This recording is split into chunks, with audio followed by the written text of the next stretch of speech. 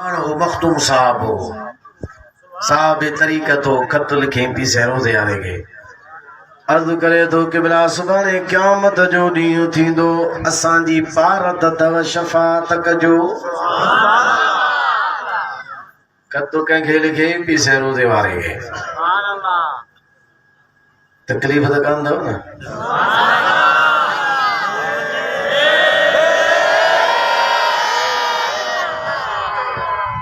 यो ताजो नारो वणन कहीं कोन निकरंदो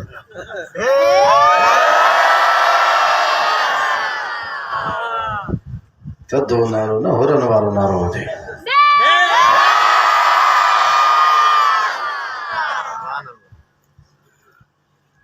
टीसे करो जवाब ॾिनो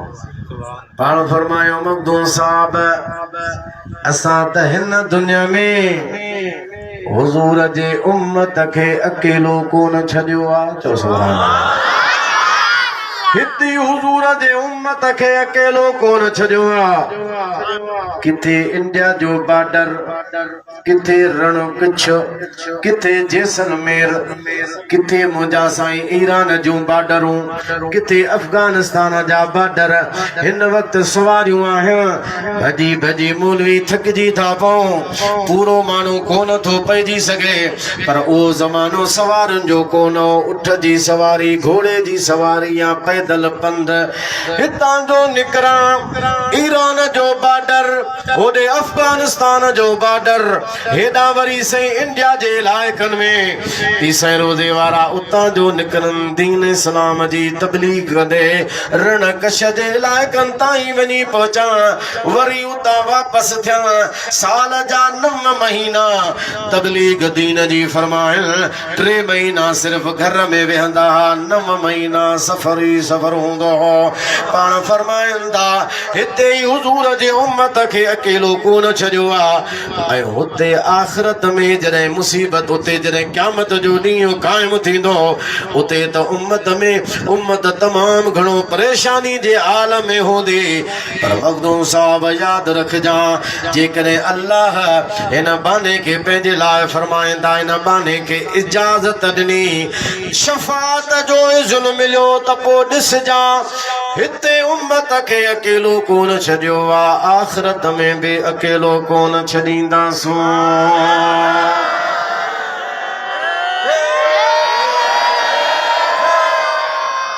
हिते जिन जी मदद कई आहे त उते बि मदद कंदासूं पर रुगो इजाज़त मिलण ॾे छो त हुजूर शफ़ाअत कुबरा हूंदी हुजूर खां बाद में पोइ बाक़ी नबियनि जी शफ़ाअत बाद में आहे औलिया जी जमात बाद में आहे उलमा सुलह जी शफ़ाअत बाद में आहे पहिरें नंबर ते शफ़ाअत कुबरा सिर्फ़ हुजूर खे योजना ॿियो कंहिंजे लाइ उहा कान्हे का हा ॿियनि जे लाइ शफ़ाअत जो दर खुलंदो पर पहिरियां खुलंदो हुजूर जे लाइ जॾहिं हुजूर जे लाइ खुलंदो त पोइ अहिड़ो त खुलंदो हाजी बि शफ़ाअत कंदा हाफ़िज़ शफ़ाअत कंदा आलिम शफ़ाअत कंदा नेक शफ़ाअत कंदा कंहिं भलारे जा कंहिं हथ धोआरिया हूंदा न उहो पुलिस रातां गुज़रनि जे हथ धोआरिया हूंदसि हेठि जहन्नम में पियो किरंदो उहो चवंदो यार महिरबानी कर बुज़ुर्ग अलाह वारा मां तुंहिंजा यार हथ धोआरिया अॼु मां जहन्नम में पियो वञा अलाह खे अर्ज़ु कंदो मौला हिन त ihsan कयो हो मुंहिंजा हथ धोआरिया हुई या अलाह शफ़ाअत कहे न के बख़्श अलाह फरमाईंदो कढ हिन खे तुंहिंजी शफ़ाअत क़बूल आहे हुनखे चवंदो ॾे हथ मूंखे पुठियां वरी ॿियो बीठो हूंदो उहो चवंदो साईं मां फलाणो तामर तोसां करायो मूंखे कीअं थो छॾियो वञे अलाह खे अर्ज़ु कंदो मौला हिन खे अलाह फरमाईंदो इन खे बि वठि जेके हथ में अचनि था सभिनि खे वठी वञ जन्नत में जॾहिं शफ़ाअत शुरू थींदी त पोइ जेके कच्चा ॿार किरंदा न औरतुनि जा उन्हनि जा क़यामत जे ॾींहुं ईंदा त नाड़ा माउ सां ॻंढियल हूंदा उहे अलाह खे अर्ज़ु कंदा मौला अलाह फरमाईंदा तव्हां हलो जे ॿारनि खे थींदो आहे न ॿार हूंदा ॿार उथो लुड़ लछ हलो तव्हां फ़िलहाल अलाह फरमाईंदा तव्हां हलो जन्नत में नंढा ॿार हलो चवंदा अलाह मौला अलाह खे अर्ज़ु कंदा मौला ईअं कीअं वेंदासीं असांजो अबो अमा वञे जहन्नम में असां जन्नत में हुज़ूर फरमाईंदा नाड़ो माउ सां गॾियो पियो हूंदो छिक छिका लॻी पई हूंदी हाणे माउ जे मथां जहन्नम जो हुकुम छोकिरे जे मथां जन्नत जो हुकुम तू हल जन्नत में ये से मां के में से अम्मा के भी छड हिन के भी बख्श अबे के भी बख्श तो पो वना जन्नत में अल्लाह चवंदस ए कच्चा बार हदीस लफ्जन ए कच्चा बार पंहिंजे रब सां अबे पंहिंजे पीउ मां जे बारे में झेड़े करण वारा हल तू भी जन्नती आ तुआरो अबो मां भी जन्नत में दरजो खुलंदो तो पो सभिनी जे लाइ खुलंदो पो हाजी भी शफाअतूं कंदा गाज़ी भी शफाअतूं कंदा नमाज़ी भी शफाअतूं कंदा कच्चा कच्चा ॿार जेके किरी पिया इहे भी सिफारिश कंदा जेके न चवंदा हुज़ूर जी शफाअत कान्हे हीअं न आहे अकुल जा अंधा कच्चे ॿार जी शफाअत हदीस में बीठी आहे इहा निभागा मञे थो बाक़ी उहो आमिना जो लाल जेको शफाअत जो दर खोलींदो उन जी शफाअत खे कोन थो वञे त पोइ तूं मरदूद आहे तोखे शफाअत मिलंदी भी कान कुरान में अल्लाह ताला फरमायो वइदा कील लहुम तआला यस्तगफिर लकुम रसूलुल्लाह लवौ रूसहुम मुनाफिकन के जरे चयो वेंदो हो अचो त मुस्तफा तव्हां जे लाइ दुआ घुरे शफाअत तव्हां जे लाइ मुस्तफा करे कंध खे धुनींदा कंध जी कतरी हणी तबलीगी जमात वांगुरु त एॾे कोन हलंदासीं माना हुजूर जे पासे ॾे हलण जे लाइ तयारी कोन लवरूसम कुरान फरमाए थो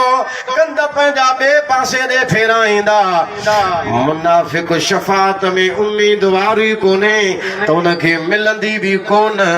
मोमिन उम्मीदवार शफाअत बि मुस्तफा जी इनखे ई मिलंदी असांखे पंहिंजे अमलनि में आसरो कोन्हे पर हुजूर जे शफाअत में उम्मीद आहे उन ॾींहुं आशिक पिया चवंदा अॼु तारे मां बेड़ो तरियो मुंहिंजा मिठा तुंहिंजे करे गम दर्द विया वारो भरियो मुंहिंजा मिठा तुंहिंजे करे छो भला आड़ा आज़ाद इब्राहिम थियो आज़ाद इब्राहिम थियो पारण भरियल ठप ठरियो मुंहिंजा मिठा तुंहिंजे करे अल्लाह ज़ुबान ॾेई त वॾा जा मूंसां गॾिजी चओ अॼु तारे मां बेड़ो